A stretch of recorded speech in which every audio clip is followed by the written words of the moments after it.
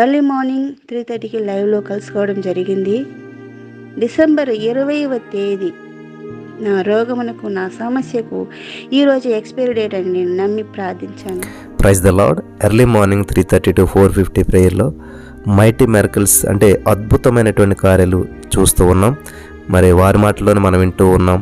మరి psoriasis cure అవటం, గడ్డలు కరిగిపోవటం, సంవత్సరాలుగా ఎప్పటి నుంచో ఉన్నటువంటి రోగాలు మట్టుమాయమైపోవటం, క్షణాల్లో, రోజుల్లో మరి అద్భుతమైనటువంటి సాక్ష్యాలు మనం వింటూ ఉన్నాం.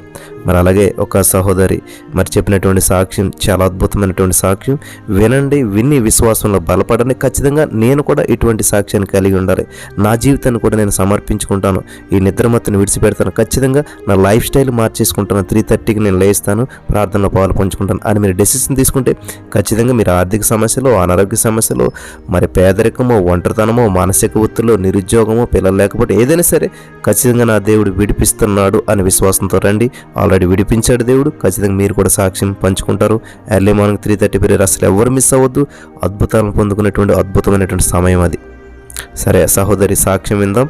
ఎర్లీ మార్నింగ్ 3:30 ప్రేయర్కి అటెండ్ అవ్వటం వల్ల ఏ కార్యం దేవుడు ఆ సహోదరి జీవితంలో చేశాడో విని మనం బలపడదాం. Praise lord pastor. నా పేరు మణిమేఘల. నేను తిరుపతి డిస్టిక్ సత్యవేడి నుంచి మాట్లాడుతున్నాను. 2021 సంవత్సరంలో నాకు కరోనా పాజిటివ్ వచ్చి నేను హోమ్ క్వారంటైన్లో ఉన్నాను. దేవుడు కరోనా నుండి నన్ను విడిపించి, భద్రపరిచి, కాపాడినందుకు కృతజ్ఞతాస్తుతులు చెల్లిస్తున్నాను. తర్వాత నాకు చెస్ట్లో పెయిన్, మంట, టేపులు రావడం జరిగింది. గ్యాస్ట్రైటిస్ అని తిరుపతి ప్రైవేట్ హాస్పిటల్లో ట్రీట్మెంట్ తీసుకున్నాను. ఎవ్రీడే ట్యాబ్లెట్ వేసుకున్నాను. ఎవ్రీ మంత్ ట్రీట్మెంట్కి వెళ్ళాను, కానీ నాకు సరి కాలేదు. అబ్డామినల్ స్కాన్, ఎండోస్కోపీ అంతా చేశారు, అంతా నార్మల్. కార్డియాలజీ డాక్టర్ దగ్గరికి వెళ్ళాను. ఈసీజీ, ఎకో, టీఎంటీ అన్నీ చేశారు, అంతా నార్మల్. సైకియాట్రిక్ డాక్టర్ దగ్గరికి కూడా వెళ్ళాను.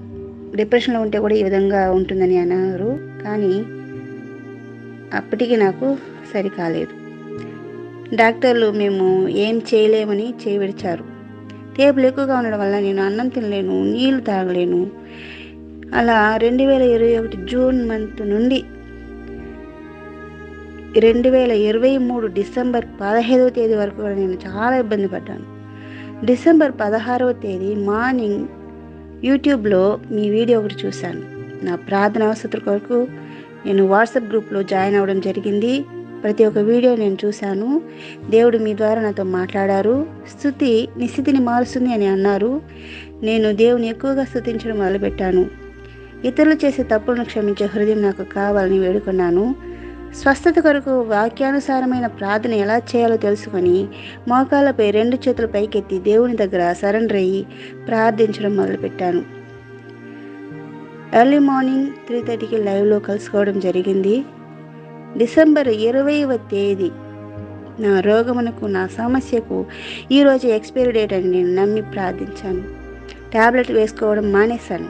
దేవుని కృప వలన నేను బాగా అన్నం తింటున్నాను, నీళ్ళు త్రాగుతున్నాను. అసలు ఈ టేపులు ఎలా మాయమైందో నాకే తెలియడం లేదు. వైద్యులు నన్ను చేయవిడిచారు, కానీ పరమ వైద్యుడైన నా యేసయ్య నన్ను చేయవిడలేదు. దేవుడు చాలా అద్భుత రీతిగా నాకు విడుదలించినందుకు దేవునికి కృతజ్ఞతాస్తుతులు చెల్లిస్తున్నాను. ఎన్నో బాధలు, శోధనలు, అవమానములు, నిందలు అన్నింటినీ సహించాను, ఓర్చుకున్నాను, దేవుని కొరకు కనిపెట్టాను.